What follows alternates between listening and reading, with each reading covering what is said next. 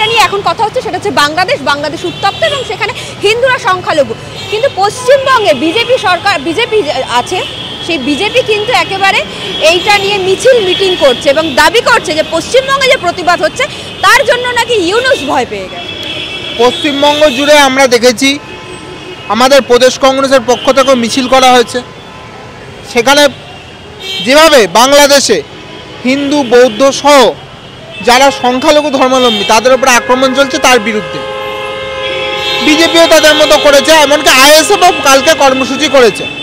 সুতরাং এই পরিস্থিতিতে দাঁড়িয়ে আমরা পশ্চিমবঙ্গ জুড়ে প্রত্যেকে চাই বাংলাদেশে গণতান্ত্রিক পরিবেশ ফিরুক, শান্তি ফিরুক, শৃঙ্খলা ফিরুক। বাংলাদেশ জুড়ে ইউনূসের নেতৃত্বে যে অগণতান্ত্রিক, যে নৃশংস পৈশাচিক সরকার চলছে, যেই সরকার জনসাধারণের নিরাপত্তা দেওয়া দূরের কথা, কে কাকে খুন করবে তাই নিয়ে প্রতিযোগিতা শুরু হয়েছে। এই সরকারের বিরুদ্ধে আমি মনে করি অবিলম্বে ভারত সরকারের উচিত ভূমিকা নেওয়া। 1971 সালে ইন্দিরা গান্ধীজি যে ভূমিকা নিয়েছিলেন তৎকালীন পাকিস্তানের বিরুদ্ধে এবং পূর্ব পাকিস্তানকে স্বাধীন করে বাংলাদেশের জন্ম দিয়েছিল এই বিশ্ব মানচিত্রে, সেই ভূমিকা ভারত সরকারের নেওয়া উচিত।